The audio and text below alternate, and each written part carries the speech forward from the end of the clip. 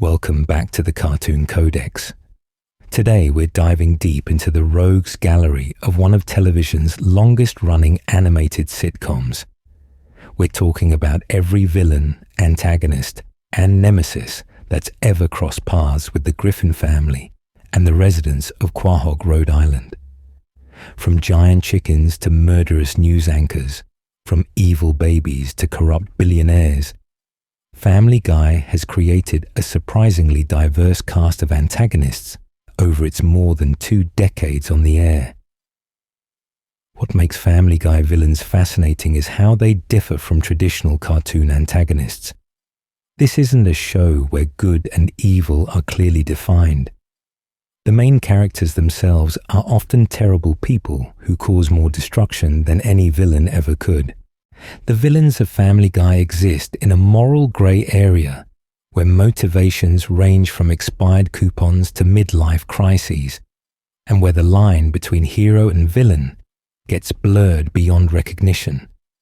The show has given us everything from recurring nemeses, who appear across multiple seasons, to one-episode wonders who leave lasting impressions despite limited screen time. Some villains are played completely straight as genuine threats, while others exist purely as comedic devices. What unites them all is their ability to push the Griffin family and other Quahog residents into increasingly absurd and darkly comic situations. Understanding Family Guy's villains means understanding the show's evolution. Early seasons featured simpler antagonists who existed mainly to drive plot or facilitate cutaway gags. And as the series progressed and the characters became more complex and morally ambiguous, so too did the villains. What started as straightforward conflicts evolved into nuanced character studies exploring themes of obsession, revenge, class warfare, and the destructive nature of unchecked ego. This comprehensive exploration will take you through every major villain the show has produced, examining their origins, their motivations, their most memorable moments, and their ultimate fates. We'll analyze what makes each antagonist tick, how they've evolved over the years, and what their presence says about Family Guy's increasingly dark sense of humor. We'll look at villains who started as jokes and became iconic, antagonists who appeared once and left indelible marks, and recurring threats who've shaped the show's mythology. From the moment Peter Griffin accepted that expired coupon, setting off one of television's most elaborate running gags, to the shocking murder mystery that proved Family Guy could do serious storytelling, to the corporate corruption that mirrors real-world villainy, we're covering it all. So settle in, because we're about to explore the complete history of everyone who's ever stood in opposition to the Griffin family. And trust me, there are a lot of them. Let's begin with perhaps the most iconic villain in Family Guy history, a foe whose very existence started with the smallest of slights and escalated into battles that destroyed entire city blocks. Ernie, the giant chicken, the eternal rival. If you've watched even a handful of Family Guy episodes, you've witnessed one of television's most absurdly violent running gags. A giant anthropomorphic chicken appears, locks eyes with Peter Griffin, and the two immediately engage in an extended destructive brawl that tears through Quahog like a natural disaster. Buildings collapse, vehicles explode, innocent bystanders get caught in the crossfire. And yet somehow both combatants always survive to fight another day. Or at least they did until recently. Ernie the giant chicken made his first appearance way back in the season 2, episode Da Boom, though his role in that particular episode was minimal. The real introduction to his rivalry with Peter came through flashbacks and references that established a simple yet perfect premise. Peter received an expired coupon from Ernie, took offense, and their feud was born. That's it. An expired coupon sparked one of the most violent rivalries in animated television history. The absurdity of this origin is exactly what makes it work so perfectly within Family Guy's universe, where trivial slights are treated with apocalyptic seriousness. Based on what we see in later episodes, this wasn't just any coupon situation. The flashback suggests Peter felt genuinely disrespected by receiving something that had already expired, as if Ernie had deliberately given him worthless paper. Whether Ernie knew the coupon was expired or if it was an honest mistake remains unclear, but Peter's response suggests he interpreted it as a personal insult. This could imply that Peter saw it as Ernie viewing him as someone not worth checking dates for, someone whose business didn't matter enough to ensure the coupon was valid. In typical Peter Griffin fashion, he responded to this perceived slight with immediate violence. The episode Meet the Quagmires added another layer to their origin story through time travel shenanigans. When Peter traveled back to his past and attended an Enchantment Under the Sea dance, he accidentally punched Ernie while dancing. This suggests that their conflict might have multiple origin points across different timelines, or that their animosity ran deeper than just the coupon incident. The show never clarified whether both origins were canonical or if the time travel created an alternate explanation. Given Family Guy's loose relationship with continuity, it's possible both events contributed to their rivalry in different ways, or the writers simply enjoyed playing with multiple contradictory origins for comedic effect. The first full chicken fight sequence appeared in Season 2, establishing the template that would be followed for years to come.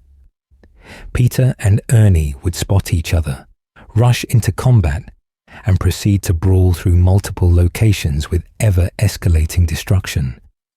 These fights borrowed heavily from action movie choreography, parodying everything from Enter the Dragon to Indiana Jones to sci-fi epics. Each fight tried to top the previous one in terms of scale, violence, and property damage. What made these sequences special was their commitment to the bit. Most shows would have done a 30-second fight and called it a day. Family Guy extended these battles to run several minutes, treating them with the same seriousness as a genuine action sequence.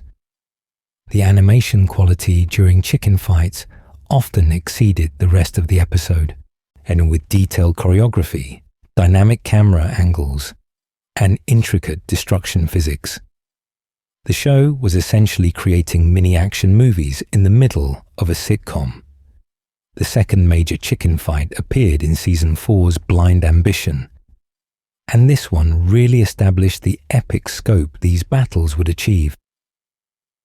Peter and Ernie fought from a train station to a cruise ship to an airport, culminating in Ernie's head getting chopped up by an airplane propeller in a sequence directly parodying Raiders of the Lost Ark.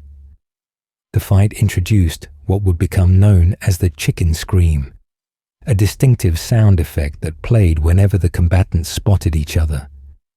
As with all chicken fights, Ernie appeared to die, but was revealed to still be alive at the end, setting up future encounters, as Season 4's No Chris Left Behind gave us the third fight, and this one added emotional depth to the rivalry. After another brutal brawl taking them through the Griffin house, sewers, subways, construction sites, airplanes, and a Ferris wheel, Peter and Ernie actually stopped fighting long enough to question why they were doing this. They couldn't remember what started it all. Ernie invited Peter to dinner to make amends, introducing his wife Nicole and formally establishing that his name was Ernie. The dinner seemed to resolve things until both insisted on paying the bill, and the fight resumed immediately. This episode revealed that beneath the violence, both combatants had forgotten the point of their conflict, yet they continued anyway out of pure habit and ego, the time travel elements introduced in Back to the Pilot showed the chicken fight in reverse due to Stewie's malfunctioning time machine. Watching the destruction play backward created a surreal experience, showing how a plane crash, explosions, and massive property damage all trace back to Peter accidentally opening his car door into Ernie while the chicken was riding a bicycle. This episode demonstrated the show's willingness to experiment with the formula while maintaining the essential elements that made chicken fights iconic. Internal Affairs, from Season 10, featured what many consider the longest and most ambitious chicken fight, clocking in at approximately 6.5 minutes. This battle escalated to science fiction levels, incorporating time travel, outer space combat, and cloning machines, and Peter and Ernie fought across different time periods and even different dimensions. The scope became so massive that it felt less like a fight between two individuals and more like a cosmic conflict reshaping reality itself. According to DVD commentary, Seth MacFarlane actually intended for this to be Ernie's permanent death, but was convinced to keep the character alive for a potential Family Guy movie. Throughout these appearances, Ernie remained largely voiceless, communicating primarily through his actions and the occasional chicken noise. His wife Nicole served as his voice in many ways, speaking for him and about him during their dinner with Peter. The chicken's silent menace made him more intimidating in some ways, turning him into an almost supernatural force of vengeance, who appeared whenever the plot needed maximum chaos. But here's where things get interesting and ultimately tragic for Ernie. As the series continued, the chicken fights became less frequent. The production crew found it increasingly difficult to top previous encounters, and the logistics of creating these extended action sequences put significant strain on the animation team. Years passed between chicken appearances, and when they did show up, they were often truncated or featured bait-and-switch scenarios where the fight didn't fully materialize. The 2014 crossover episode The Simpsons Guy featured Peter getting into a chicken-style fight with Homer Simpson instead of Ernie, proving that the chicken fight format could work with other characters. This episode's massive brawl between Peter and Homer included references to both shows' universes and lasted several minutes, and showcasing the same escalating destruction that made chicken fights famous. Some fans wondered if this crossover event had stolen Ernie's thunder, demonstrating that the chicken fight concept had become bigger than any single character. In Season 19, Ernie made a brief appearance in the first Noel when he got bird flu, but there was no fight. This seemed to signal that the character's role had diminished significantly. The show was moving away from the elaborate chicken fights that had once been a regular feature. Other episodes featured Ernie in non-fighting contexts, showing him as a regular Quahog resident with his own family life. One episode revealed him to be friends with Lois, much to Peter's annoyance, suggesting that perhaps the chicken had moved on from his rivalry, even if Peter hadn't. Then came Season 23, Episode 7, and The Chicken or the Meg, which changed everything. This episode finally gave Ernie's storyline real emotional weight and a permanent conclusion. The plot centered on Meg dating Ernie's teenage son, Nugget. Despite his violent history with Peter, Ernie initially welcomed Meg into his family with open wings. He seemed to have grown past his conflict with Peter and was focused on being a good father. Things took a turn when another chance encounter led Ernie to give Meg an ultimatum: cut ties with Peter or stop dating Nugget. This put Meg in an impossible position, torn between her boyfriend's family and her own father. When Meg realized that Ernie was exhibiting the same controlling toxic behavior that Peter displayed, she made a decision that shocked viewers. She told Ernie he was a bad tomato and prepared to fight him. And before they could engage in combat, Ernie pointed out that he wouldn't hit a girl. This should have de-escalated the situation, but Meg had reached her breaking point. In a moment that was simultaneously triumphant and horrifying, Meg Griffin decapitated Ernie the giant chicken. She literally ripped his head off, leaving his headless body to run around the yard for a few seconds before finally collapsing. Unlike every previous chicken death, there was no ambiguous ending, no subtle sign of life, no foreshadowing of his return. Ernie the giant chicken was dead, killed not by his longtime rival Peter, but by Peter's daughter in an act of protecting her family.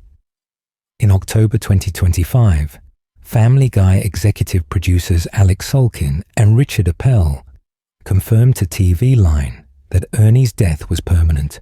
Sulkin explained that the chicken had run his course, stating that they'd gotten so many great set pieces out of the giant chicken fighting with Peter that they became hard to top.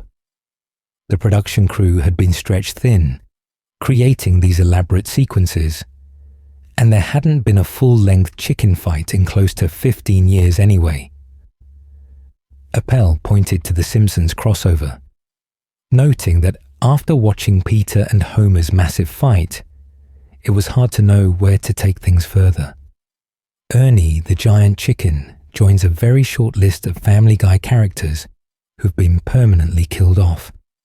Most characters who die in this show come back through various contrivances, but the producers made clear that Ernie would not be resurrected.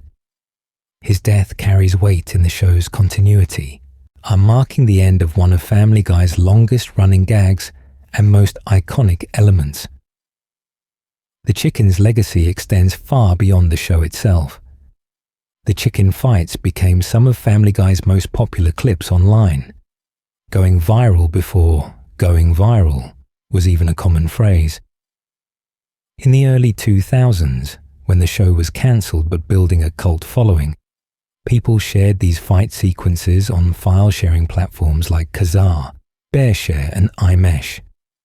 These clips helped build the groundswell of support that eventually brought Family Guy back from cancellation. Ernie the giant chicken literally helped save the show by being one of its most shareable, memorable elements. The character also appeared in multiple Family Guy video games, including Family Guy Video Game, Family Guy Back to the Multiverse, and Family Guy The Quest for Stuff. In the mobile game, he actually served as a villain who took over Quahog, finally achieving a victory against Peter in a non-canonical setting. The games allowed players to experience the chicken fights interactively, though obviously with less elaborate choreography than the show could provide. Ernie's importance to Family Guy cannot be overstated. He represented the show's commitment to absurdist humor, its willingness to dedicate significant resources to extended gags, and its ability to turn the simplest premise into something epic. An expired coupon became the catalyst for battles that rivaled summer blockbusters in their scope and destruction, and the chicken was proof that Family Guy could take a joke and commit to it so thoroughly that it transcended its simple origins and became something genuinely impressive. His permanent death also represents the show's evolution. Family Guy has been on the air for over 2 decades, and like any long-running series, it eventually has to make difficult decisions about when to retire elements that have run their course. The chicken fights were incredible while they lasted, but they had reached a point of diminishing returns. Rather than let Ernie fade away through increasingly infrequent appearances, the show gave him a definitive ending that served Meg's character development while closing this chapter of Family Guy history. Rest in peace, Ernie the giant chicken. Your fights with Peter Griffin gave us some of the most memorable moments in animated television history, and your legacy will continue inspiring shows to take their absurd premises to logical extremes. Bertram, the evil baby. If Ernie the giant chicken was Peter's nemesis, then Bertram was Stewie's. But where the chicken's rivalry stemmed from a trivial slight, Bertram's conflict with Stewie had existential stakes from the very beginning. This was a rivalry born in Peter Griffin's testicles, elevated to battles across time and space, and ultimately resolved with murder most foul. Bertram first appeared in the Season 3 episode Mission Impossible, but not as the infant we'd later know. In this episode, Stewie learned that Lois might be pregnant again, threatening his status as the baby of the family. Determined to prevent this, Stewie shrank himself and Peter down to microscopic size and infiltrated Peter's body to wage war against his potential sibling while still just a sperm cell. Among the millions of sperms Stewie gleefully slaughtered, one fought back with unexpected intelligence and capability. This sperm was Bertram, and his encounter with Stewie inside Peter's reproductive system revealed that they had more in common than either expected. Both possessed genius-level intelligence, strategic thinking, and rampant megalomania. Both had football-shaped heads, though the show never really explained why a sperm would have that particular skull structure.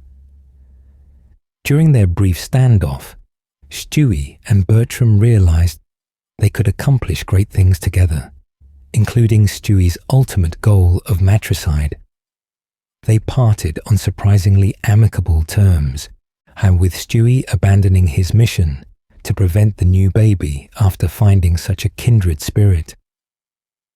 Bertram wouldn't return until Season 4's sibling rivalry, and when he did, the circumstances were delightfully absurd, even by Family Guy standards.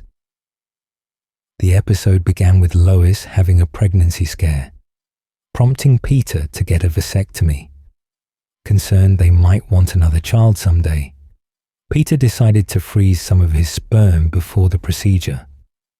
At the sperm bank, in typical Peter fashion, he accidentally destroyed all the existing samples. To cover his mistake, he replaced them with his own sperm. A lesbian couple later used one of these samples to conceive a child, and that child was Bertram. This meant Bertram was technically Peter's biological son, making him Stewie's half-brother through their father. The episode picked up with both babies playing at the same park, where they recognized each other from their previous microscopic encounter. What followed was an immediate declaration of war for control of the playground. Their conflict escalated rapidly from petty playground disputes to full-scale military operations. The two babies commanded forces of other children, deployed F-117 Nighthawk stealth fighters and AH-1 Cobra attack helicopters, and engaged in aerial combat that would make Michael Bay proud.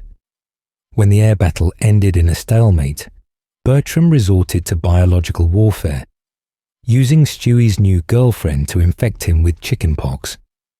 After recovering from the illness, an enraged Stewie confronted Bertram for a sword fight in the playground. The sequence parodied everything from Star Wars to Gladiator, with Stewie at one point commanding his forces to unleash hell on Bertram's position. The battle showed both babies' combat prowess and tactical thinking, as they matched each other move for move. Eventually, Stewie gained the upper hand, disarming Bertram in single combat. The episode appeared to end with Stewie killing Bertram and burying him that night, aided by Christopher Moltisanti from The Sopranos, in a scene that parodied mob disposal of bodies.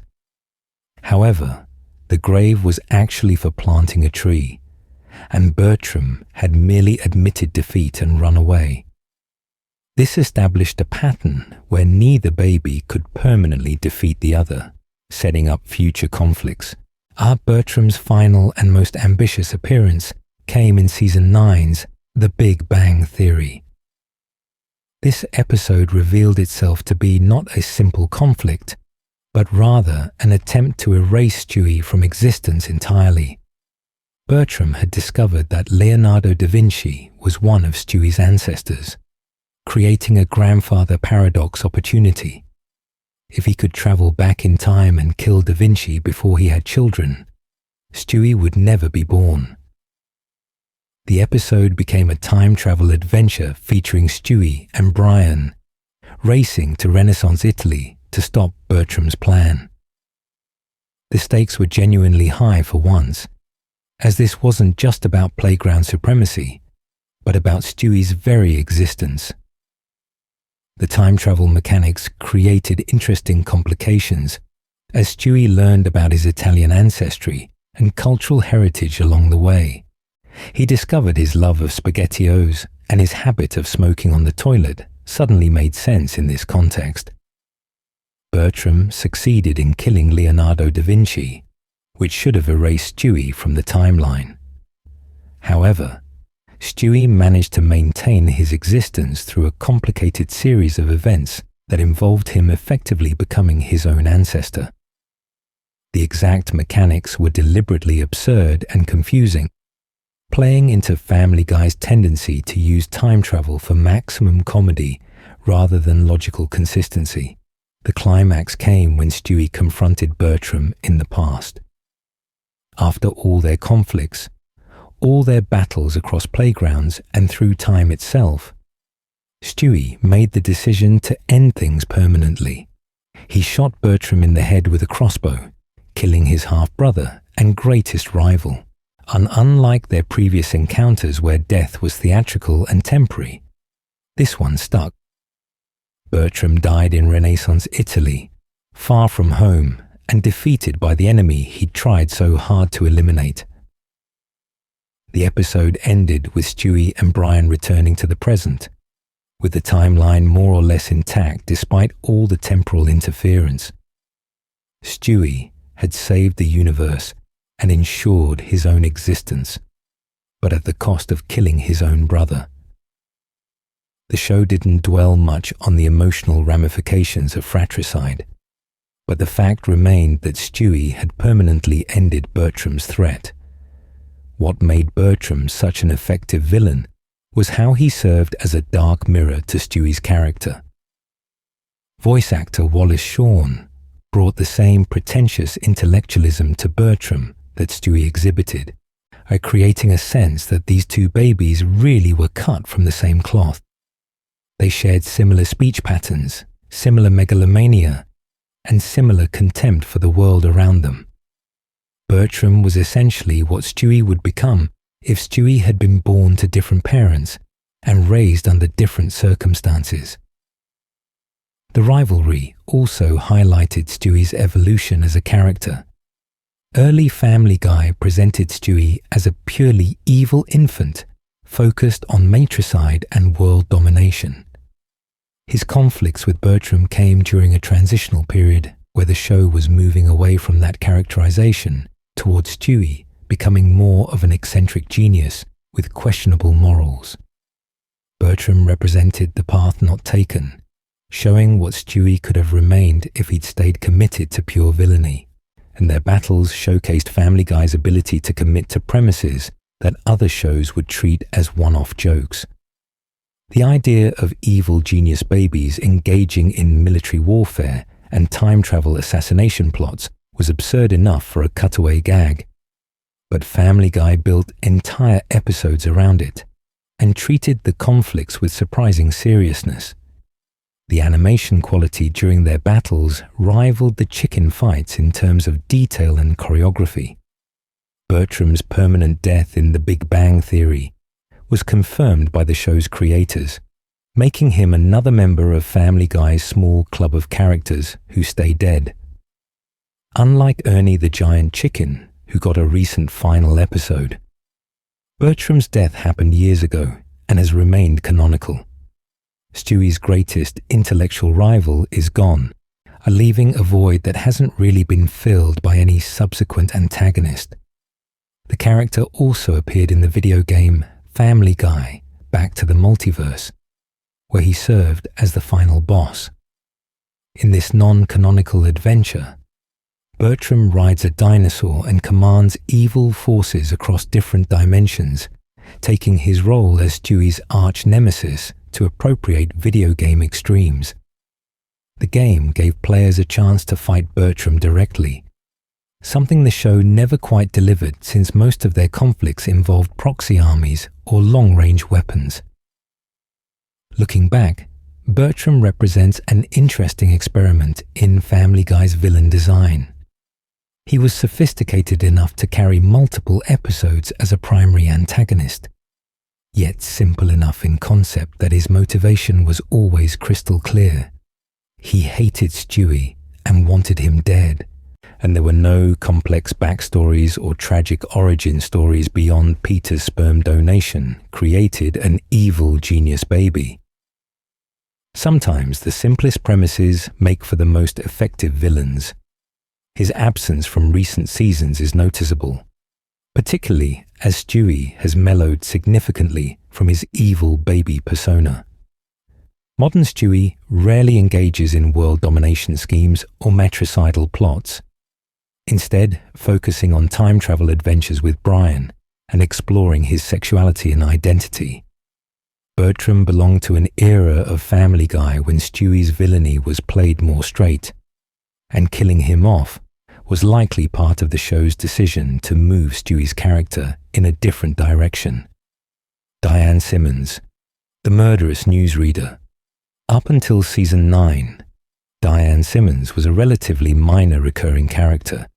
She co-anchored the Quahog 5 News alongside Tom Tucker, trading barbs on air and serving as a straight woman to the show's various media parodies. She'd appeared in dozens of episodes dating back to the very beginning of the series, always in small doses, never as more than a supporting player in someone else's story. Then, and then there were fewer, happened, and Diane Simmons became one of Family Guy's most shocking and memorable villains. The two-part season 9 premiere was Family Guy's attempt at doing a genuine murder mystery in the style of Agatha Christie's And Then There Were None. The episode opened with most of Quahog's recurring characters receiving mysterious invitations to a dinner party at a remote cliffside mansion. The Griffins, Joe and Bonnie Swanson, Glenn Quagmire, Herbert, Mayor Adam West, Dr. Hartman, and various others all showed up, confused about who was hosting this event in their honor. Their host was revealed to be James Woods, the actor and recurring Family Guy antagonist who'd tormented the Griffins in previous episodes. Woods announced that he'd become a born-again Christian thanks to his new girlfriend Priscilla, and he wanted to make amends with everyone he'd wronged.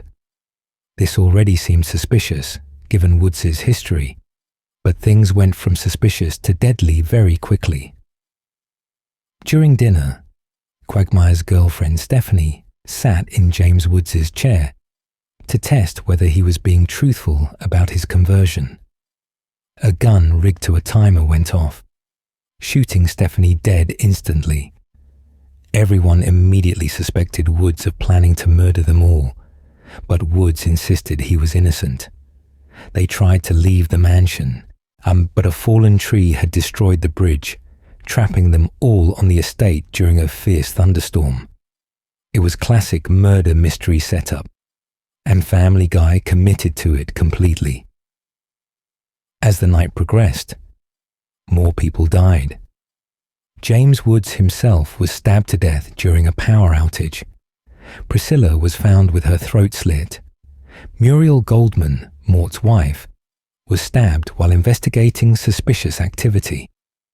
Derek Wilcox, Brian's ex-girlfriend Gillian's husband, was bludgeoned with James Woods' Golden Globe Award. The body count mounted as everyone grew increasingly paranoid about who among them was the killer. Clues pointed toward Tom Tucker, Diane's co-anchor. The murder weapons and evidence were found in his room. He had motive, means, and opportunity.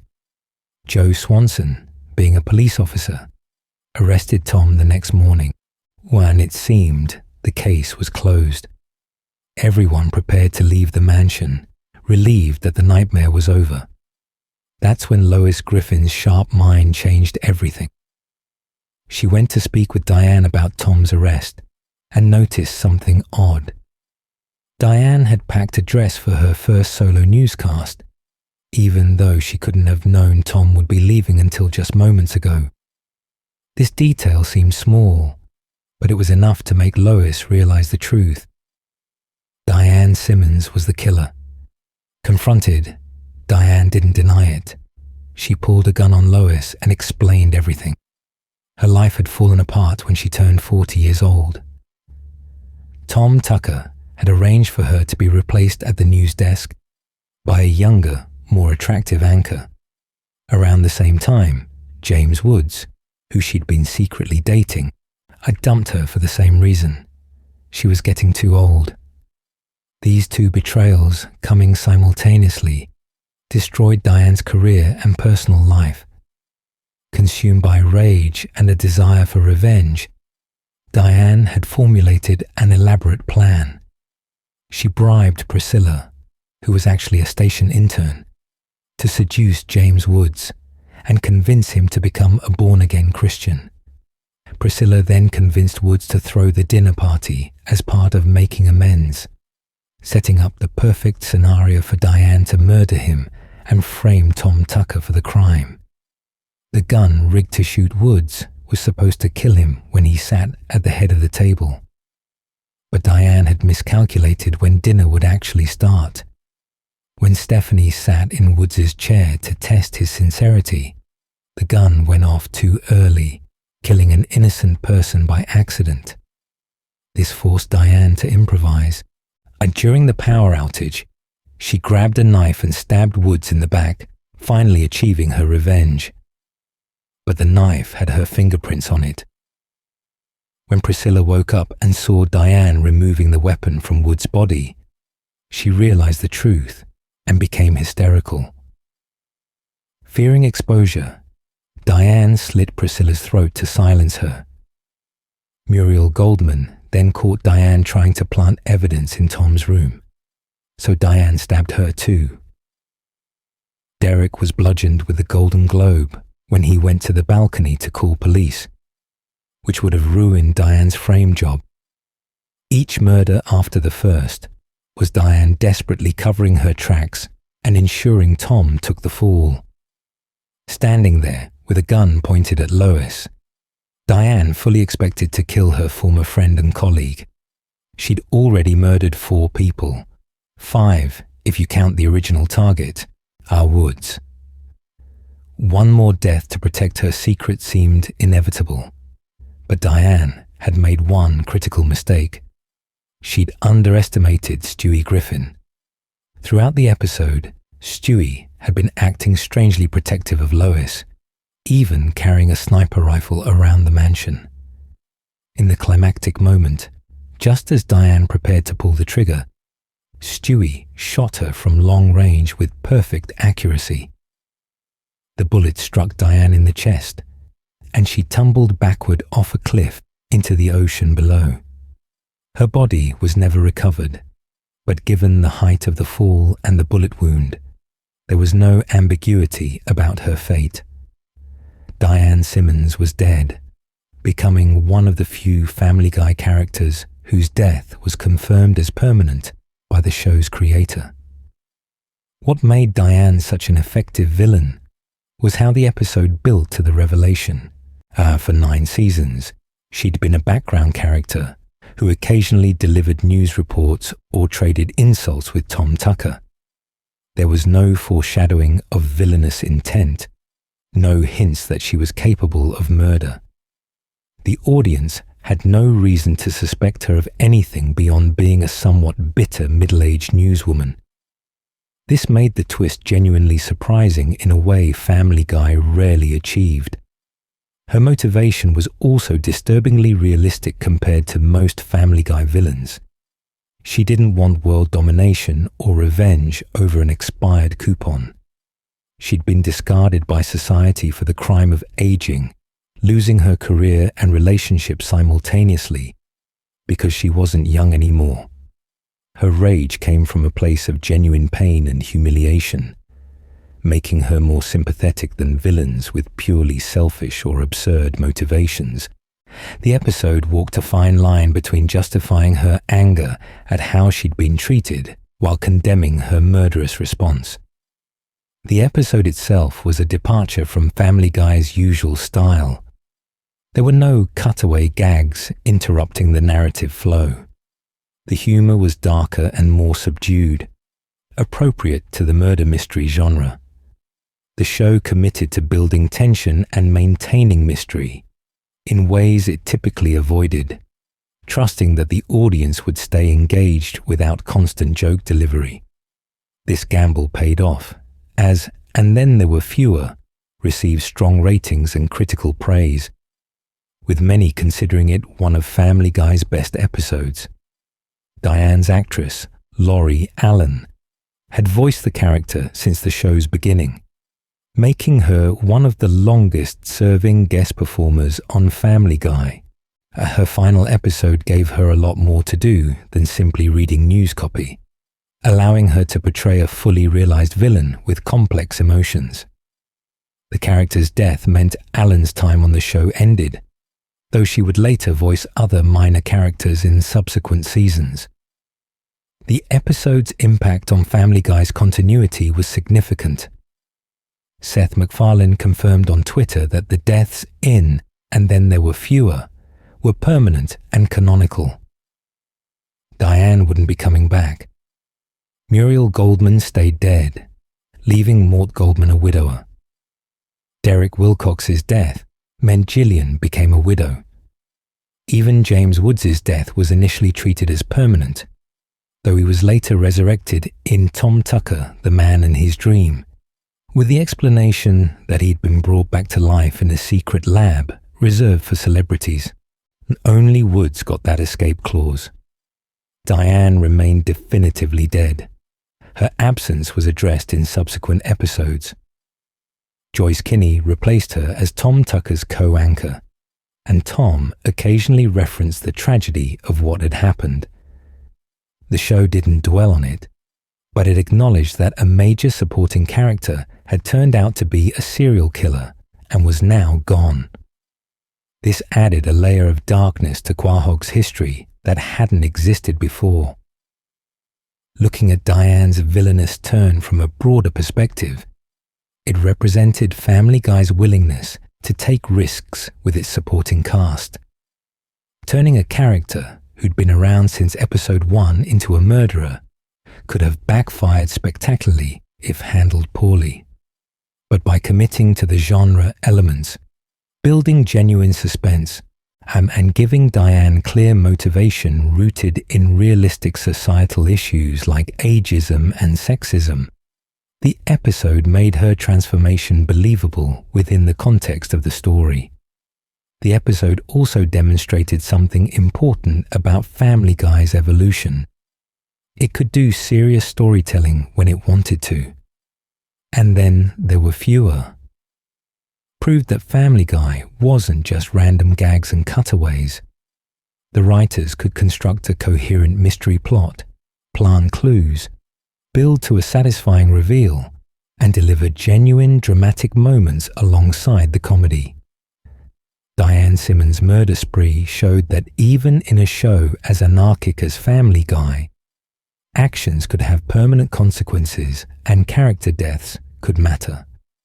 Her legacy lives on in Family Guy lore as one of the show's most shocking villain reveals, a reminder that anyone in Quahog could snap under the right circumstances. She took her place alongside television's most memorable murderers, despite appearing in just one episode as a killer. That's the mark of an effective villain, making such an impact that you're remembered long after you're gone. Carter, Pewterschmidt, the billionaire tyrant. If Family Guy has a main antagonist who appears consistently throughout the series, it's Carter Pewterschmidt. While other villains come and go, while chickens get killed off and news anchors go on murder sprees, Carter remains a constant presence in the Griffin family's life, wielding his immense wealth and influence like weapons specifically designed to torment his son-in-law Peter. Carter Pewterschmidt is Lois Griffin's father and the billionaire industrialist whose fortune comes from his company, Pewterschmidt Industries. From his first appearance, Carter was established as someone who looked down on Peter with barely concealed contempt. Peter was fat, stupid, working class, and everything Carter despised. The fact that his daughter chose to marry Peter instead of someone from her own social class has been a source of endless frustration for Carter throughout the series.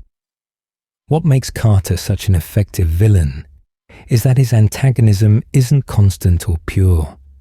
He genuinely loves his daughter Lois and his grandchildren, particularly Chris. He can be charming, funny, and even helpful when it serves his interests. But beneath the wealthy exterior lies someone fundamentally corrupted by power and greed, at someone who sees other people as resources to be exploited rather than individuals deserving respect. Carter's villainy manifests in both petty and catastrophic ways. On the petty side, he takes every opportunity to humiliate Peter, from making him eat pine cones to ordering him to drink a vial of diabetic blood, just to prove Peter will do anything he asks. These moments reveal Carter's sadistic streak, his enjoyment of exerting power over someone he considers inferior. He doesn't just dislike Peter, he actively enjoys making Peter suffer. The truly evil stuff comes when we examine Carter's business practices and personal ethics. In The Old Man and the Big C, it's revealed that Pewterschmidt Industries developed a cure for cancer, but never released it to the public. Why? Because long-term cancer treatment is far more profitable than a one-time cure. Carter is literally letting millions of people die horrible deaths so he can make more money. When confronted by Lois, he initially agrees to release the cure, then deliberately goes back on his promise, announcing a deodorant for developmentally disabled people instead. The casual cruelty of this decision is staggering. His treatment of employees borders on slavery. African American workers at his company are shown in conditions that look more like a plantation than a modern workplace. He's killed people who threaten him with lawsuits by feeding them to a rancor pit, complete with a trapdoor in his office. The skeletal remains found in the pit suggest this isn't the first time he's disposed of problems this way. And Carter Pewterschmidt is basically a Bond villain who happens to be someone's grandfather. The episode 420 showed how far Carter would go to protect his profits.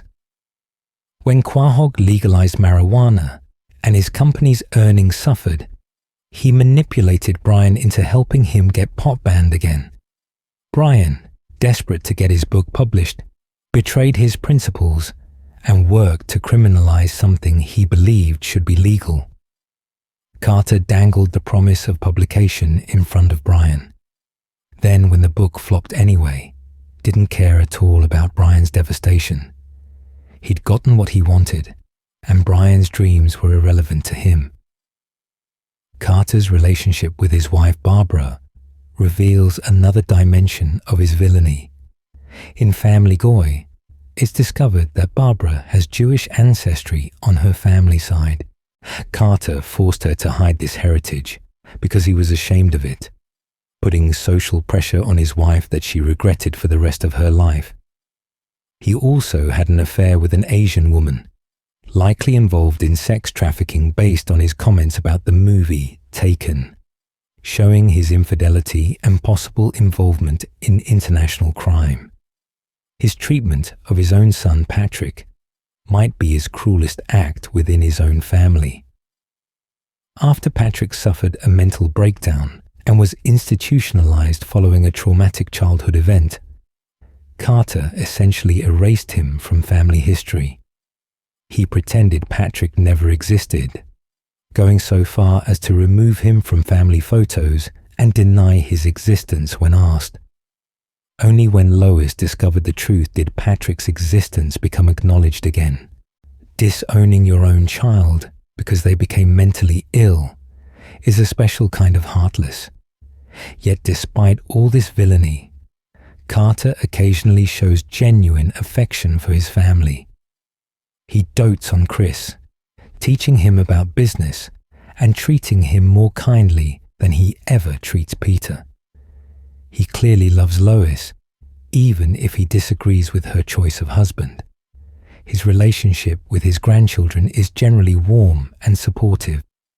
This complexity makes him more interesting than a pure villain would be. Carter operates under a worldview where family loyalty is important, but everyone outside that circle is essentially disposable. The show has occasionally explored what happens when Carter's worldview gets challenged. In regarding Carter, he gets shot in the head and develops amnesia. When Lois tells him about all the terrible things he's done in the name of business, Carter is genuinely disgusted with himself.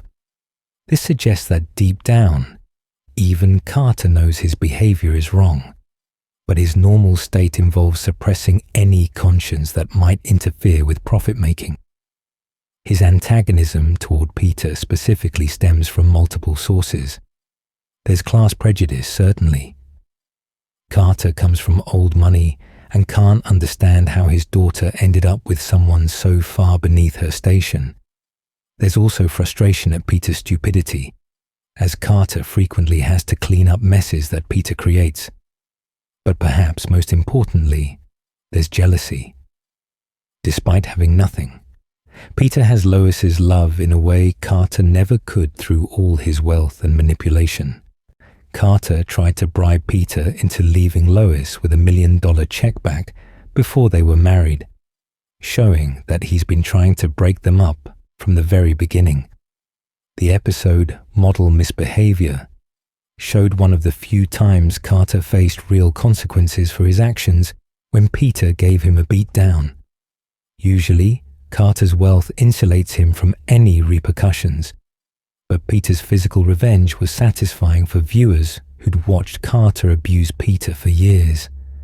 Of course, this didn't change their relationship long term, as Carter continued being terrible in subsequent episodes. Carter's political influence is also significant. He's shown to have connections to government officials, media outlets. He won CNN from Ted Turner in a poker game, and international power structures. He can make problems disappear with a phone call or destroy someone's life on a whim. This level of power in the hands of someone as morally bankrupt as Carter makes him genuinely dangerous, not just to Peter, but to society at large. What's particularly insidious about Carter as a villain is how he represents real-world villainy rather than cartoonish evil. Billionaires who prioritize profit over human life exist. Executives who suppress life-saving treatments for financial gain are real. Wealthy individuals who exploit workers, corrupt political systems, and have faced no consequences for their actions aren't just cartoon characters. Carter Pewterschmidt is Family Guy's commentary on the actual villains who run the world. People who destroy lives from positions of legal authority and social respect. The show has never fully redeemed Carter or punished him appropriately for his crimes. He continues appearing in episodes, continuing to be wealthy and terrible, because that's the point. People like Carter don't face justice. They don't learn lessons or change their ways. They accumulate more wealth and power and use it to hurt people, and the system protects them. Family Guy's decision to keep Carter around as an unrepentant villain makes a cynical but arguably accurate statement about how the world actually works. Carter Pewterschmidt will likely never get a permanent comeuppance like Ernie the chicken or Diane Simmons. He'll keep appearing as long as Family Guy continues, a constant reminder that some villains don't get defeated, they just keep winning. James Woods, the celebrity nemesis. Few celebrity caricatures have had as much impact on Family Guy as James Woods. The real actor's antagonistic relationship with the show created a feedback loop where fictional James Woods became increasingly villainous, while real James Woods grew more hostile toward the show that kept mocking him. This meta-textual conflict elevated what could have been a simple celebrity parody into one of Family Guy's most entertaining recurring villains. James Woods first appeared in the Season 2 episode Running Mates, where he wasn't particularly villainous yet. He came to James Woods High School, which, in Family Guy's universe, is actually named after him, to teach a class. The character was established as arrogant and self-absorbed, but not actively malicious. He did make inappropriate advances toward Meg, showing the seeds of his later villainy. But this early appearance was relatively tame compared to what came later. His true antagonist role began in the Season 4 episode Peter's Got Woods. In this storyline, James Woods started dating Lois's sister Carol, quickly establishing himself as a terrible boyfriend. When Peter tried to intervene, Woods responded by stealing Peter's identity. Using Peter's wallet and personal information, Woods took over Peter's entire life, moving into his house, sleeping with his wife, and essentially replacing him in every way. This wasn't just identity theft. It was a hostile takeover of someone's existence. The only way Peter could reclaim his life was to lure James Woods into a trap using a trail of Reese's Pieces leading to a wooden crate, parodying the method used to capture Elliot's alien friend in E.T. The image of a grown man falling for such an obvious trick while chasing candy was both hilarious and demeaning, which is exactly why it worked. Peter successfully trapped Woods in the crate and shipped him off to be held in a facility, reclaiming his identity and his life. Woods returned in the Season 9 premiere, and then there were fewer, the murder mystery episode discussed earlier in the Diane Simmons section. Here, Woods appeared to have undergone a religious conversion, becoming a born-again Christian who wanted to make amends with everyone he'd wronged. He hosted the dinner party that became a bloodbath, and he himself was stabbed to death by Diane Simmons during a power outage. His murder was initially treated as permanent, with his body found and everything seeming to be final. However, being a celebrity in the Family Guy universe comes with benefits that regular characters don't receive. In the Season 10 episode Tom Tucker, The Man and His Dream, James Woods casually revealed that he'd been resurrected in a secret science lab reserved for celebrities. Paramedics brought him to this facility immediately after his death, and the advanced technology there brought him back to life. This explanation was absurd even by Family Guy standards, but it served its purpose, getting Woods back into the show despite his canonical death. His resurrection came with a personality change, however. Without Priscilla, his girlfriend who'd introduced him to Christianity, Woods reverted to being a complete jerk, and whatever goodness she'd brought out in him disappeared with her death, proving that his conversion had been about pleasing her rather than any genuine moral awakening. He went right back to being the selfish, arrogant celebrity he'd always been. Woods' most impactful appearance as a pure villain came in the two-part episode Back to the Woods. Peter discovered that Woods was once again dating his sister-in-law Carol, and their relationship had progressed far enough that Woods could manipulate her into signing documents. These documents gave Woods ownership of the rights to Peter Griffin's identity, making the identity theft from earlier episodes legal and permanent. Woods then proceeded to rebuild his career using Peter's likeness, voice, and name. The conflict escalated when Peter, desperate to reclaim his identity, used similar legal means to steal James Woods' identity instead. What followed was a bizarre scenario where Peter walked around as James Woods, while James Woods lived Peter's life, each trying to prove who could do a better job being the other person. Eventually, they reached a stalemate and agreed to trade identities back, but not before the episode thoroughly explored the concept of what it means to be someone else. Throughout his appearances, the fictional James Woods was characterized by vanity, manipulation, and a total lack of empathy for others. He would seduce women to use them, steal identities for career advancement, and throw anyone under the bus if it benefited him. He represented the worst stereotypes about Hollywood celebrities: narcissistic, predatory, and completely disconnected from how normal people live. The real James Woods' response to these portrayals was fascinating. Initially, he seemed to take it in stride, even guest starring as himself in several episodes.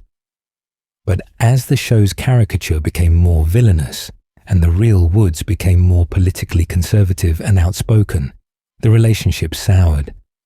Real James Woods began criticizing Family Guy publicly, calling out what he saw as liberal bias and personal attacks.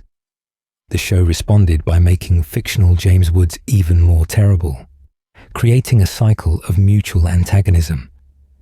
This meta-textual conflict added layers to the character that typical cartoon villains don't have. When you watched James Woods being awful in a Family Guy episode, you knew that somewhere, the real person this was based on was probably seeing it and getting angry about it. The show was essentially trolling a real celebrity through their fictional counterpart, and that celebrity was responding with real-world criticism.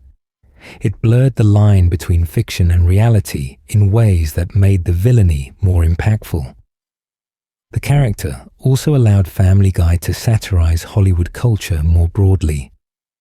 Woods represented the protection that fame provides, the second chances and special treatment that celebrities receive, the way the entertainment industry forgives bad behavior from people who are profitable. His resurrection in a celebrity-only medical facility was a perfect metaphor for how different rules apply to the rich and famous. James Woods High School itself became a recurring location in the show, named after this terrible person for reasons that were never fully explained, and the school's naming served as a constant reminder that Woods existed in this universe as someone important enough to have institutions named after him, despite being a demonstrably awful person. This mirrors real-world situations where schools, buildings, and awards are named after individuals whose private behavior contradicts their public image. In later seasons, Woods' appearances became less frequent as the real actor's relationship with the show deteriorated completely. The character still exists in Family Guy's universe, occasionally referenced or making brief cameos, but the extended storylines featuring him have ended. This is partially due to the real Woods' hostility toward the show making it uncomfortable to continue using his likeness, and partially because the joke had run its course. Looking back at James Woods as a villain, he represents a different category than Ernie the Chicken or Bertram or Diane Simmons. He wasn't trying to kill the Griffins or destroy Quahog. His villainy was more personal and psychological. He got under Peter's skin by targeting his identity, his relationships, and his sense of self. He weaponized his fame and resources against a working-class guy who couldn't compete on the same level. In many ways, this made him more insidious than villains with grander schemes. The character also showcased Family Guy's willingness to antagonize real people through fictional caricatures, a practice that has defined much of the show's approach to celebrity humor. Whether this practice is clever satire or mean-spirited bullying depends on your perspective. But there's no denying it made for memorable television. James Woods, both fictional and real, became permanently intertwined with Family Guy's history, creating a villain whose impact extended beyond the show itself into the real world. Penelope, the evil girlfriend.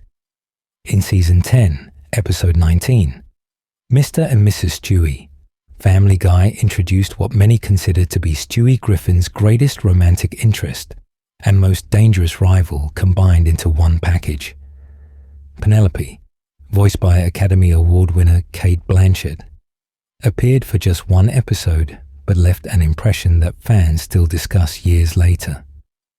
She was everything Stewie looked for in a partner: intelligent, well-armed, and completely psychopathic. The episode opened with Stewie being bullied by another boy at the park, and a situation where he needed rescuing rather than being the aggressor for once. Enter Penelope, a little girl with blonde ringlet curls and a pink headband who witnessed the bullying and decided to intervene.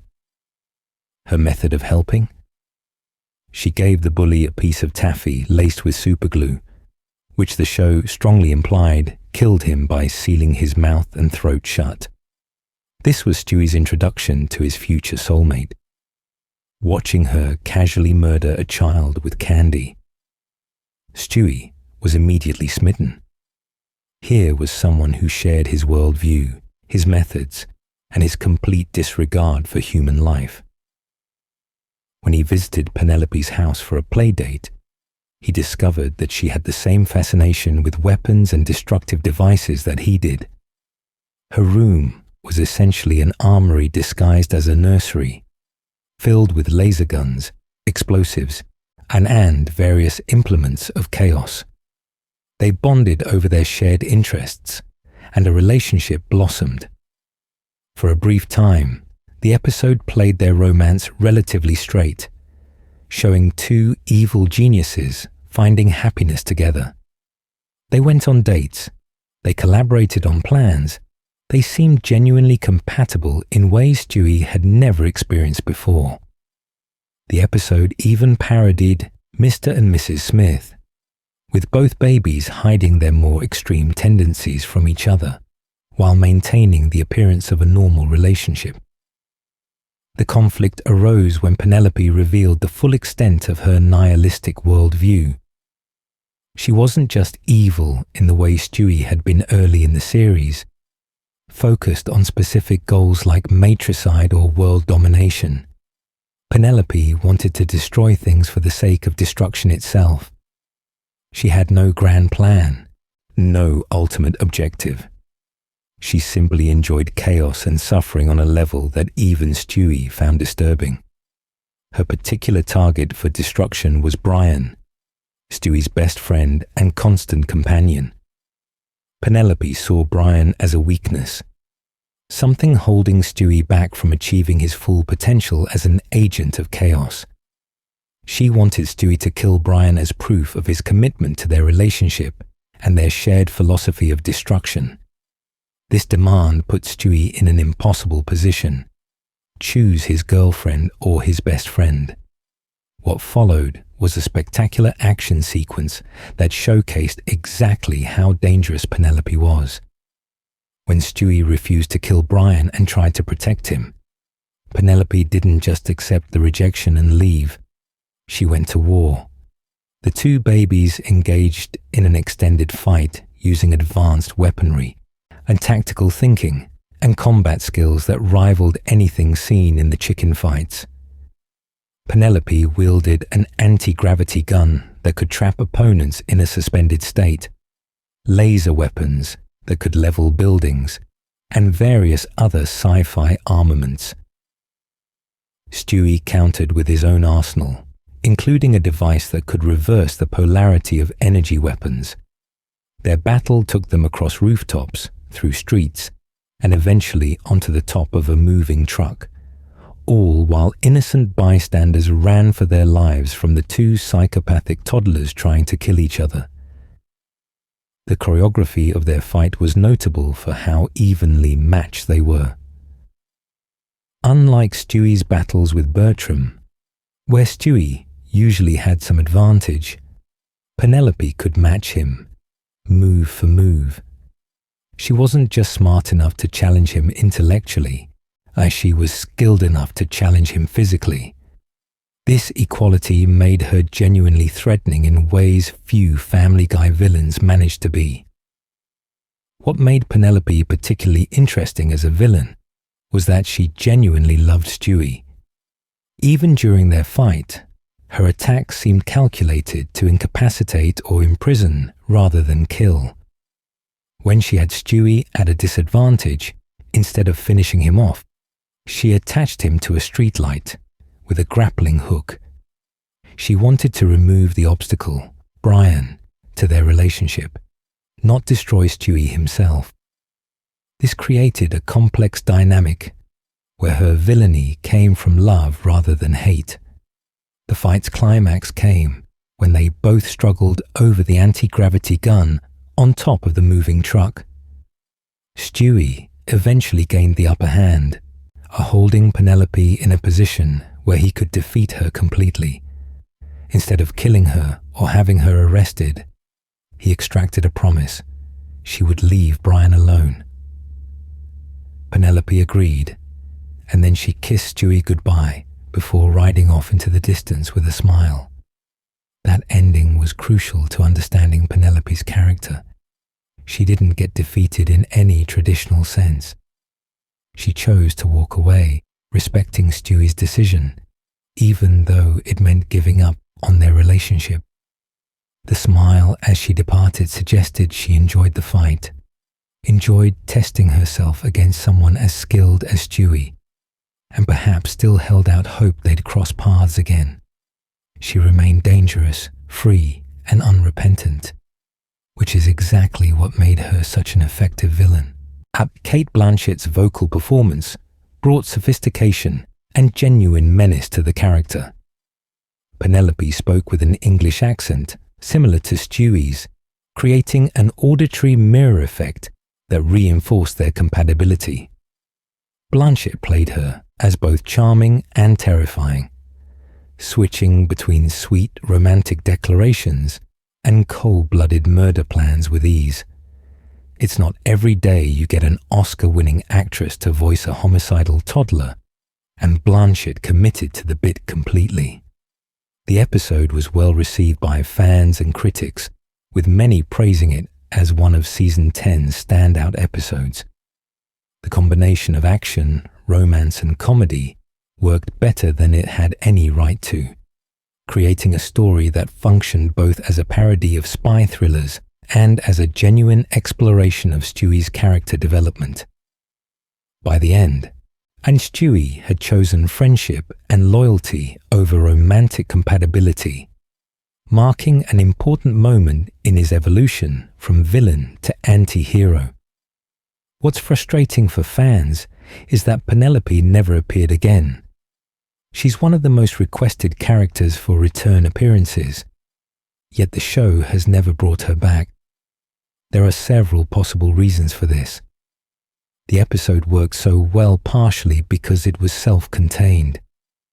Bringing Penelope back might diminish the impact of their original encounter. Additionally, getting Cate Blanchett to return for voice work would be expensive and scheduling dependent, making it logistically difficult, but the door remains open. Unlike Bertram, who's definitively dead, or Ernie, who was just permanently killed off, Penelope is still out there somewhere in the Family Guy universe. She rode off into the sunset, presumably continuing her chaotic existence in some other part of the world. The possibility of her return adds tension to any episode where Stewie might encounter a new female character. as fans wonder if Penelope might reappear to complicate matters. In terms of villain hierarchy, Penelope occupies a unique space. She was more personally dangerous to Stewie than almost anyone else he'd encountered, combining intellectual equality with romantic connection and complete moral depravity. She saw through all his defenses, understood exactly who he was at his core, and loved him for it, while simultaneously being willing to fight him to the death. That's a level of complicated villainy that most one-episode antagonists never achieve. Her legacy in the fan community remains strong. Fan art, fan fiction, and speculation about her potential return continue years after her single appearance. She's become something of an iconic character, despite minimal screen time. Proof that a well-written, well-performed villain can have lasting impact, even in a show as anarchic and joke-focused as Family Guy. If Family Guy ever wanted to do another extended action sequence for Stewie, bringing back Penelope would be the perfect way to do it.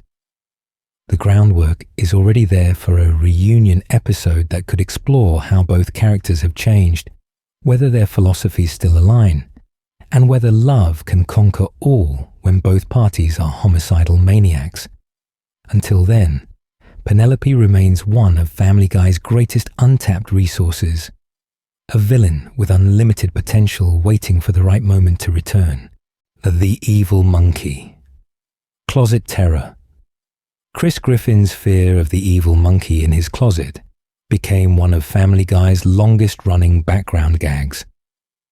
For seasons, Chris would reference his terror of the monkey, sometimes showing the creature pointing at him menacingly from inside the closet. The family never believed him, dismissing his fears as childish imagination. But then the show did something unexpected.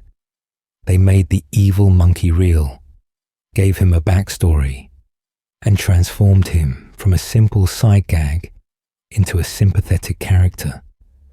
The evil monkey first appeared in early seasons as a throwaway joke. Chris would open his closet, and there would be a monkey pointing at him with an accusatory expression. The monkey never did anything beyond pointing, but his presence terrified Chris. This gag repeated across multiple episodes, may always playing out the same way. Chris expresses fear, family dismisses him, evil monkey appears and points. It was simple, effective, and got reliable laughs.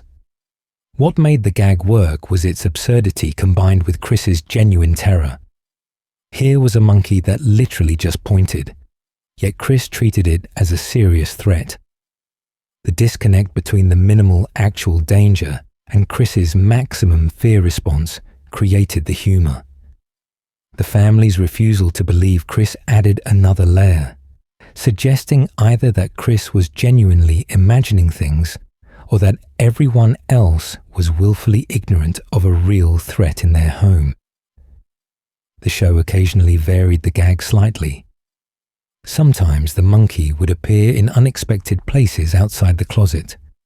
Sometimes Chris would open the closet and the monkey wouldn't be there, and only to appear moments later when Chris let his guard down.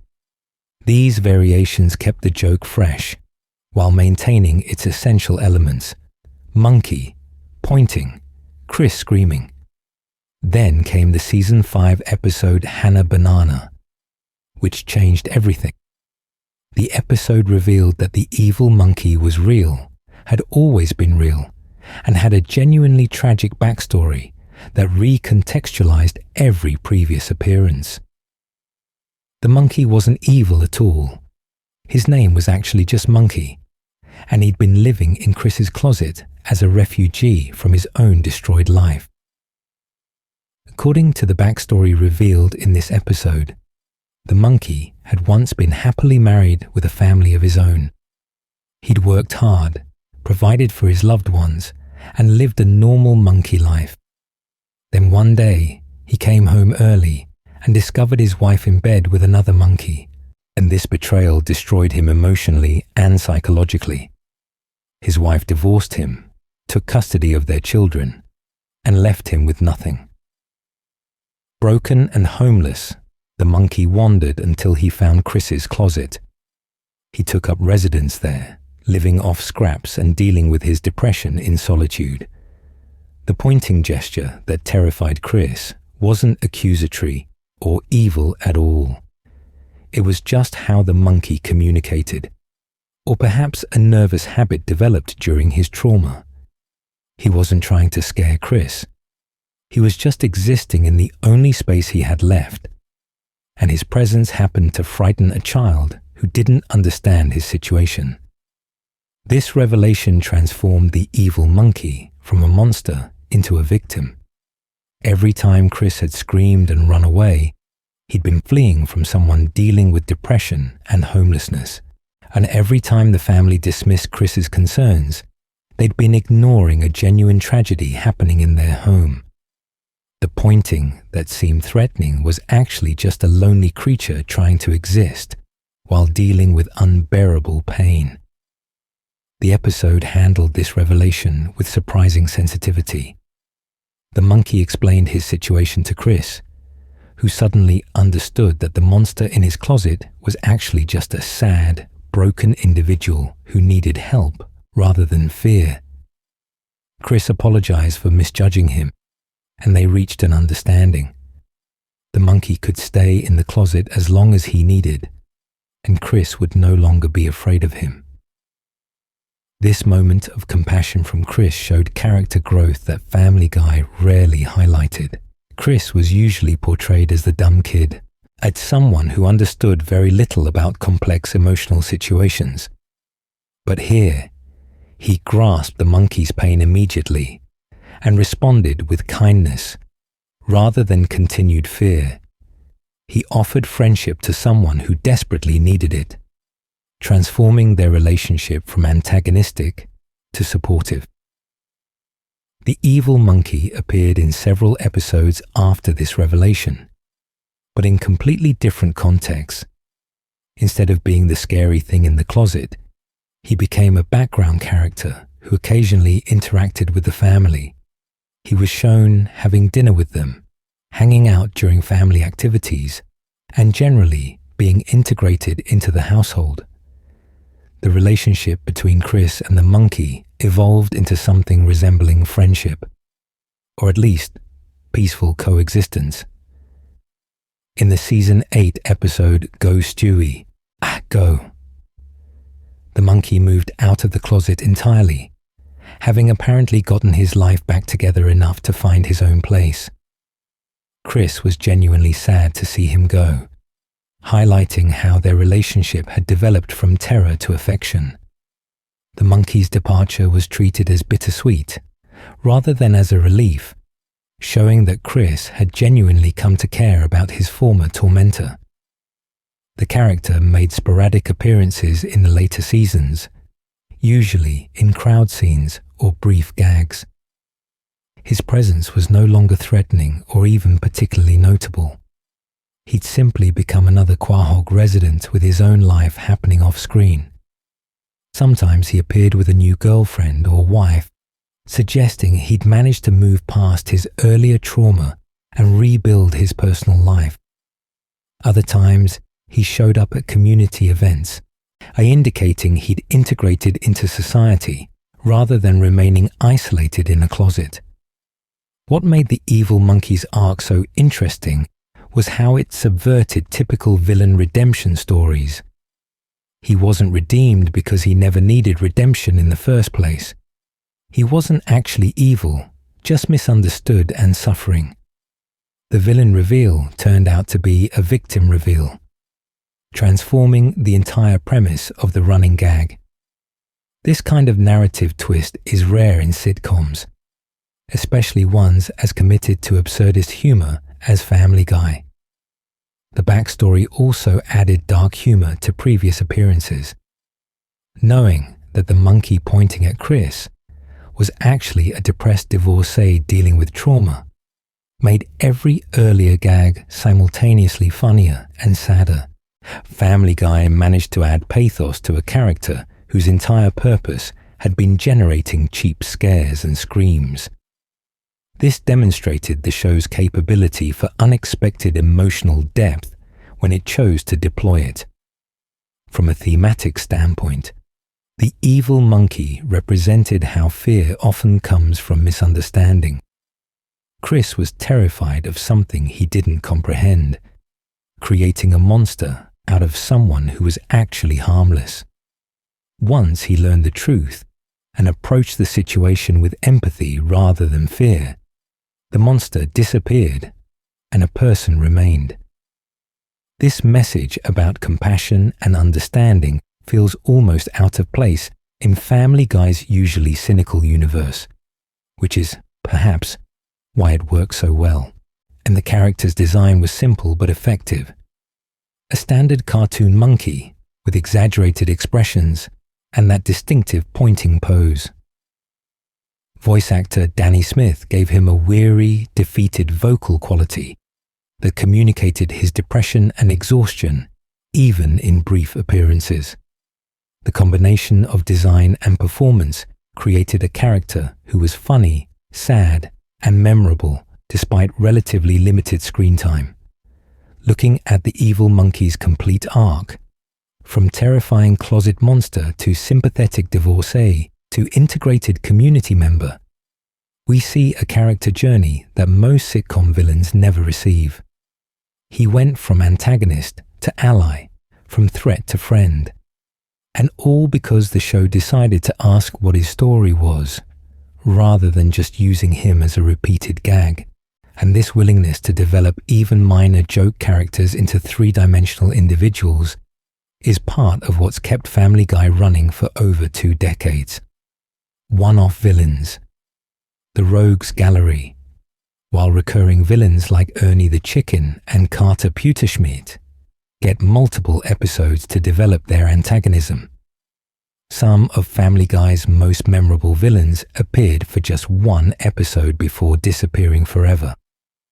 These one-off antagonists often served specific thematic purposes, allowing the show to explore darker subject matter than it could with characters who needed to appear in future episodes. Let's examine several of these single-appearance villains who left lasting impressions despite limited screen time. Jeff Fiekelman stands out as one of Family Guy's most disturbing one-episode villains, specifically because the show played his domestic abuse completely straight, rather than for laughs. He appeared in Screams of Silence, the story of Brenda Q, an episode that tackled intimate partner violence with surprising seriousness. Jeff was Glenn Quagmire's sister Brenda's boyfriend, and he was an absolute monster. The episode showed Jeff systematically abusing Brenda both physically and psychologically.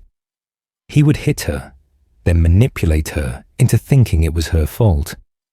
He isolated her from her family, controlled every aspect of her life, and used classic abuser tactics to keep her trapped in the relationship.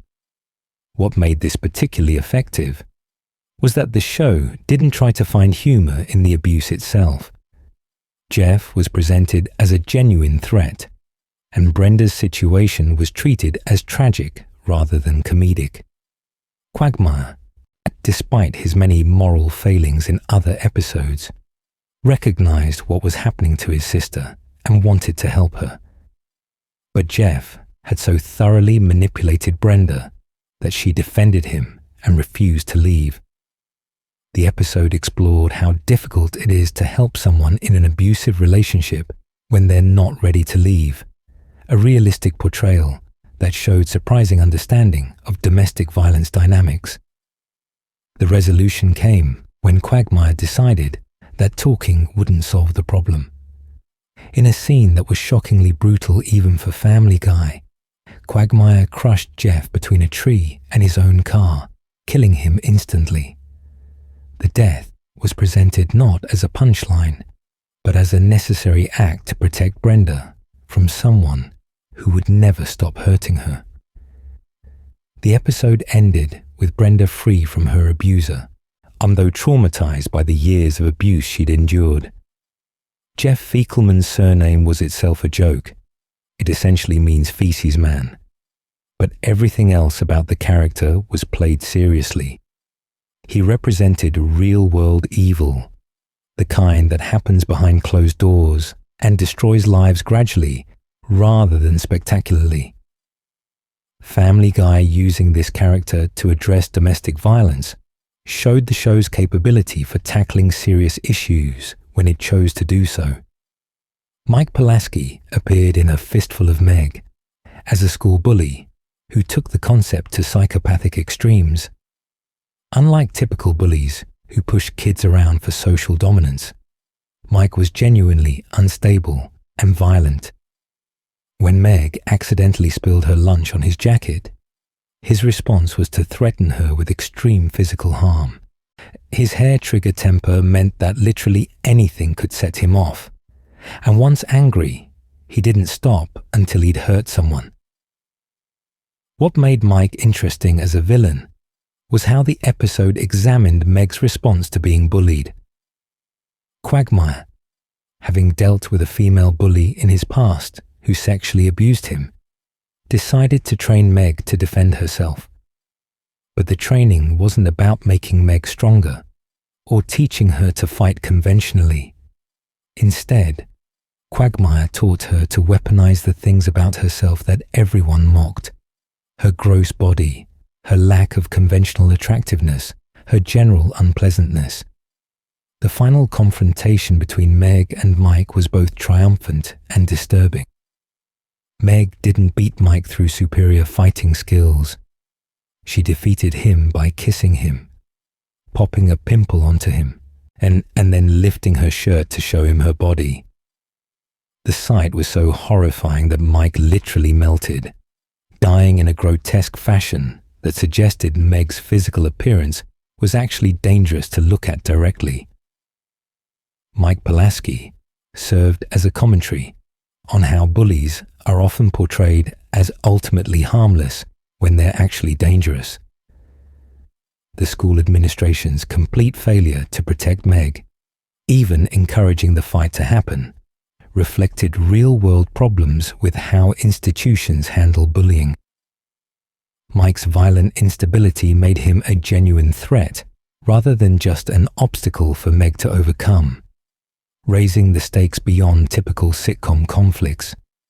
The evil Stewie from The Hand That Rocks the Wheelchair deserves mention as a villain, even though he was technically just a manifestation of Stewie's darker impulses. And this episode featured Stewie building an evil clone of himself that embodied all his worst tendencies. Evil Stewie was everything regular Stewie had moved away from, purely focused on matricide, world domination, and causing suffering for its own sake. The conflict between Stewie and his evil self represented the show's acknowledgement that Stewie's character had evolved significantly from early seasons. Original Stewie was essentially the villain that evil Stewie represented, a genius baby determined to kill his mother and conquer the world. Modern Stewie was more complex, with friendships, emotions, and goals beyond simple destruction. Evil Stewie existed to highlight how much regular Stewie had changed, and to show that he consciously rejected his earlier villainous persona. Their confrontation forced Stewie to literally fight against who he used to be, with evil Stewie representing the path not taken. The resolution came when Stewie defeated his darker self, symbolically putting that part of his character to rest. This internal conflict made evil Stewie a unique villain, as defeating him meant Stewie accepting his own growth and change, rather than simply beating an external enemy. Connie D'Amico and her popular girl clique served as recurring antagonists to Meg throughout the series, but their most villainous moment came in Dial Meg for Murder, when Meg returned from prison significantly changed. Connie had been making Meg's life miserable for years through social manipulation, exclusion, and psychological torture. When Meg came back hardened by prison life, Horsey finally had the confidence and willingness to fight back.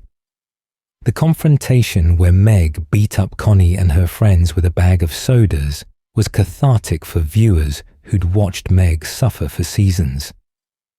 Connie represented every mean girl who'd ever tormented an unpopular kid, and seeing her get physical consequences for years of psychological abuse felt like justice. However, the episode also showed how victimization can create new victimizers, as Meg's prison experience made her abusive toward her own family, before she learned to channel her anger more appropriately. Francis Griffin, Peter's father, served as an antagonist in multiple episodes before his death. As a devout Catholic and abusive parent, Francis represented generational trauma and how religious extremism can justify cruelty. He beat Peter as a child. I continued emotionally abusing him as an adult, and used his faith as justification for his terrible behavior. His presence in episodes always created tension, as Peter desperately wanted his father's approval, despite knowing he'd never receive it.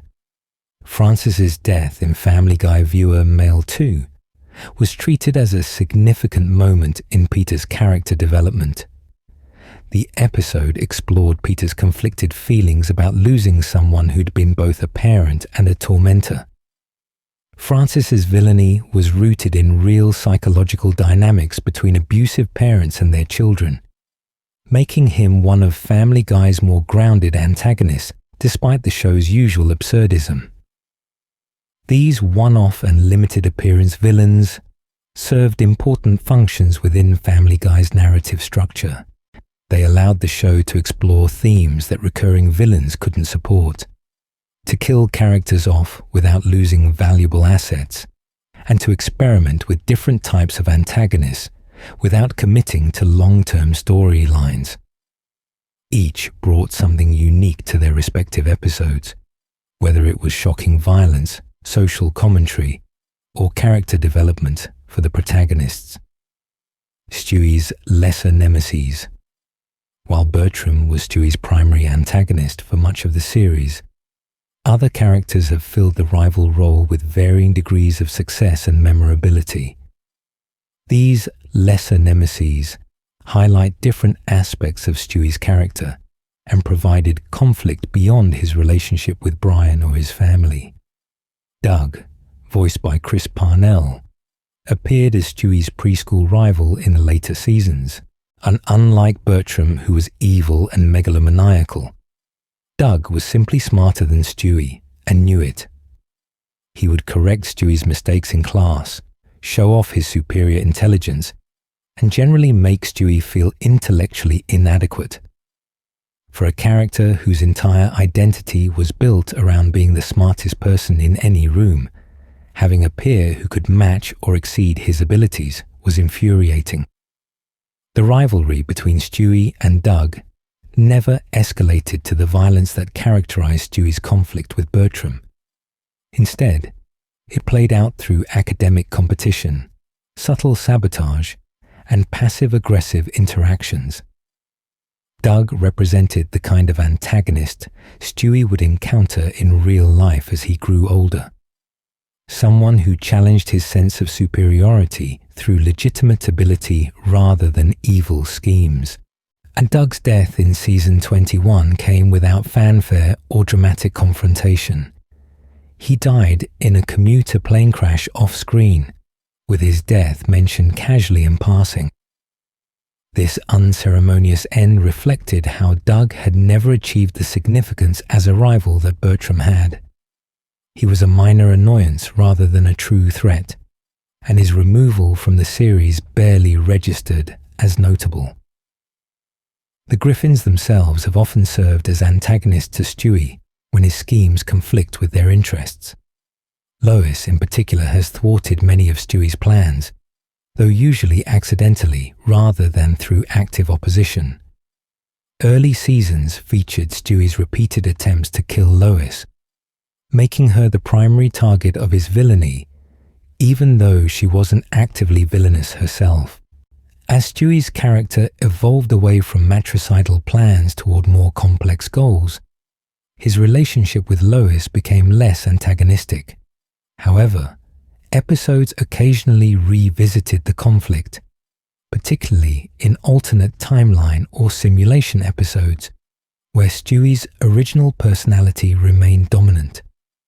Lois Kills Stewie was perhaps the most extensive exploration of their conflict, though it was later revealed to be a simulation within a simulation, removing any real stakes from the events shown. Other children in Stewie's preschool have served as minor antagonists in the individual episodes, usually representing obstacles to whatever goal Stewie was pursuing. These conflicts rarely extended beyond a single episode and typically resolved through Stewie's superior intelligence or access to advanced technology.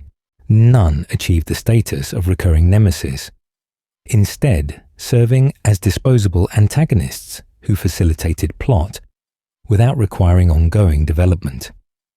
What's interesting about Stewie's various nemeses is how they reflect his character development over the series. Early Stewie needed villains like Bertram who matched his evil genius persona and could engage in epic conflicts. Modern Stewie, being more emotionally complex and less focused on world domination, requires antagonists who challenge him in different ways. Intellectually, like Doug, emotionally, like his occasional conflicts with Brian, or through forcing him to confront who he's become versus who he was. The relative lack of current ongoing nemeses for Stewie reflects how the show has moved away from his villain protagonist role. He's not trying to conquer the world anymore, so he doesn't need arch enemies plotting against him. He's not trying to kill his mother, so that conflict has dissolved. He's become more of an anti-hero, or even just an eccentric protagonist, which requires different types of conflict than pure villainy would provide. The Griffins, a family of villains.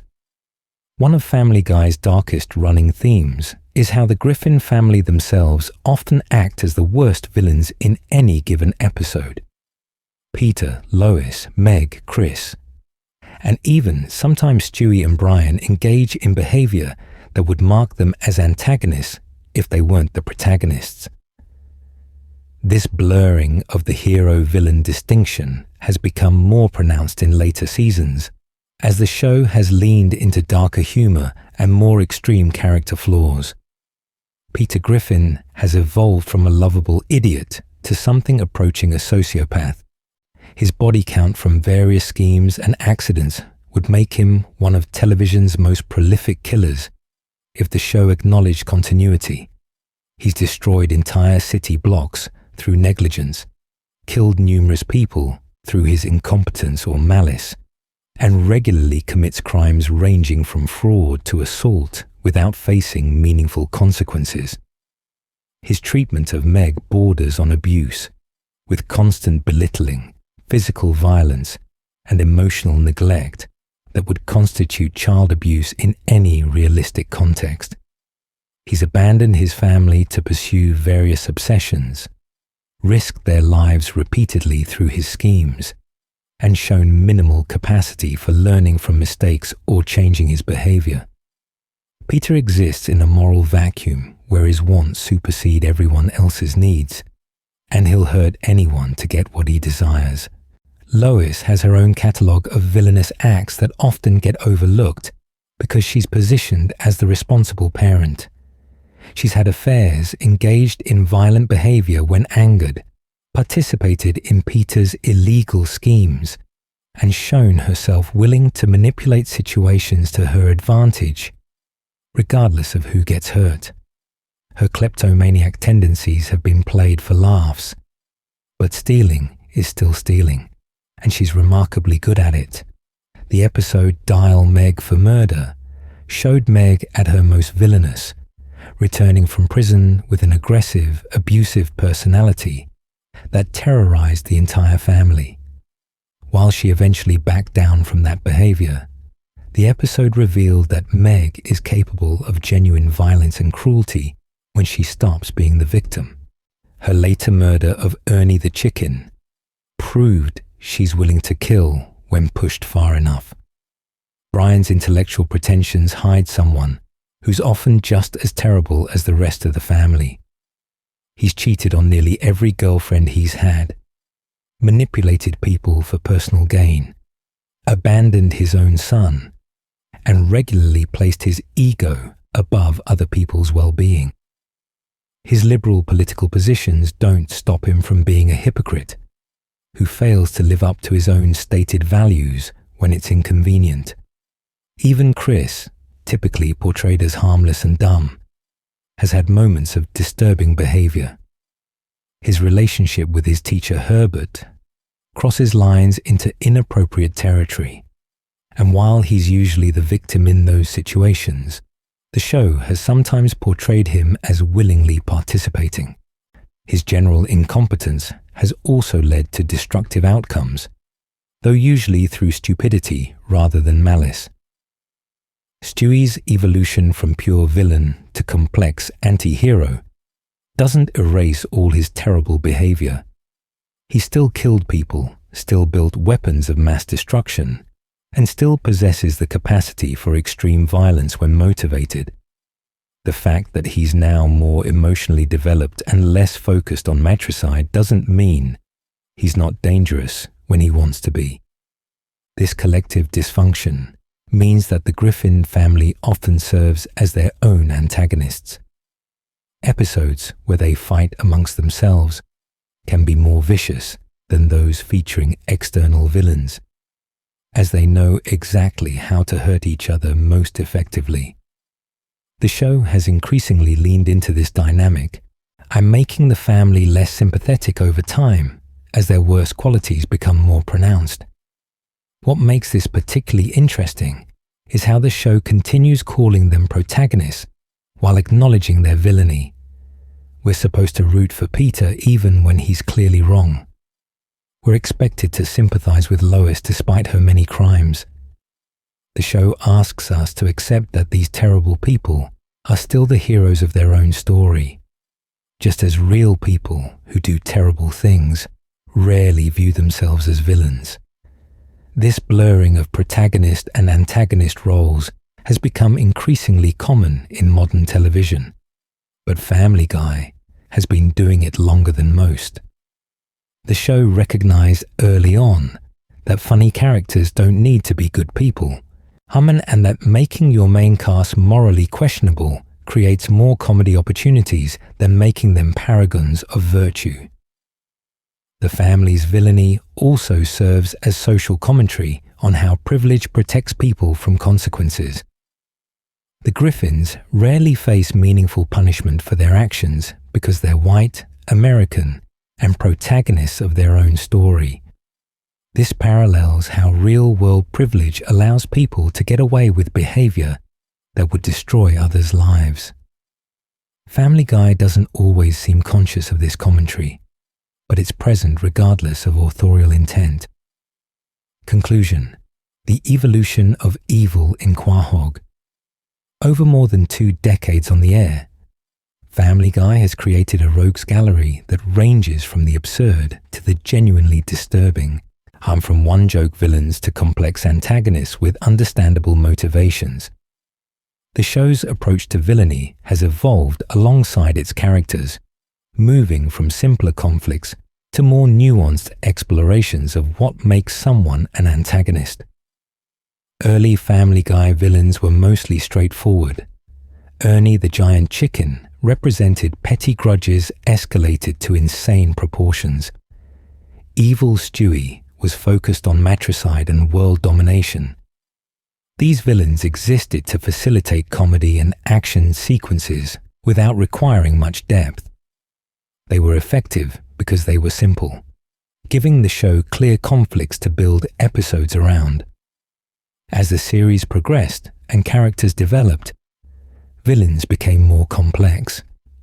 Diane Simmons' murder spree was motivated by legitimate grievances against ageism and sexism, even if her response was completely disproportionate. Carter Pewterschmidt represented systemic evil, the kind of villainy that operates within legal boundaries while destroying lives. These antagonists required viewers to think about motivation and context rather than just enjoying the conflict. The show's willingness to make its protagonists increasingly villainous blurred traditional narrative lines.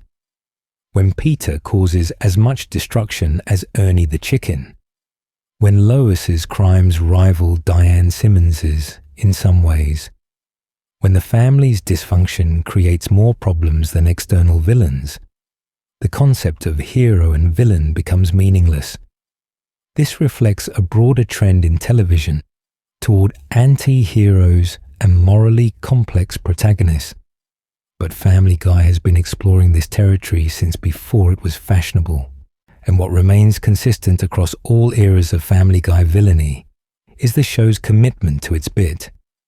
Whether it's chicken fights lasting 6 minutes, murder mysteries played completely straight, or evil babies engaging in time travel warfare, the show commits to its premises with impressive dedication. This commitment elevates what could be simple jokes into memorable episodes that fans discuss years later. The permanent deaths of characters like Ernie the Chicken, Diane Simmons, and Bertram show that even in a show as anarchic as Family Guy, some actions have lasting consequences. Not everything resets at the end of the episode. Some villains stay defeated, some characters stay dead, and the show's universe actually changes based on what happens. This creates a sense of stakes that many sitcoms lack. Looking forward, and it's unclear what direction Family Guy's villainy will take. With Ernie permanently dead and the show moving away from extended action sequences, will new recurring antagonists emerge to replace him? Will the show continue exploring one-off villains who tackle serious themes? Or will it retreat to safer, simpler conflicts? Will the Griffin family's own villainy become so pronounced that external antagonists become unnecessary? What seems certain is that Family Guy will continue finding new ways to explore conflict and antagonism. After 20-plus seasons, the show has proven remarkably resilient at reinventing itself while maintaining core elements that fans expect. Villains will appear, schemes will unfold, and Quahog will continue being a place where expired coupons can spark wars, and news anchors can become serial killers. Add the complete history of Family Guy villains tells us something about how comedy animation can handle antagonists differently than other genres. These villains don't need to be consistently threatening or follow traditional narrative arcs. They can appear once and never return, die and come back, or transform from jokes into sympathetic characters. They exist in a universe where logic is negotiable and consequences are optional. Yet somehow they still manage to create genuine tension and memorable conflicts. From giant chickens to evil babies, from murderous anchors to corrupt billionaires, from psychopathic girlfriends to closet monkeys, Family Guy has created a villain roster that's uniquely its own. These antagonists reflect the show's evolution, its willingness to take risks, and its understanding that sometimes the biggest villains are the ones we invite into our homes every week. The Griffin family themselves. Thanks for watching this deep dive into every Family Guy villain. If you enjoyed this comprehensive look at Quahog's Rogues Gallery, make sure to hit that like button and subscribe to the Cartoon Codex for more detailed explorations of your favorite animated shows. We've got more content coming covering South Park, SpongeBob, and everything in between. Let me know in the comments which Family Guy villain you found most memorable, and whether you think the show should bring back Penelope, or if Ernie's death should remain permanent. Until next time, this has been the Cartoon Codex, reminding you that in Quahog, anyone can be a villain if the episode demands it.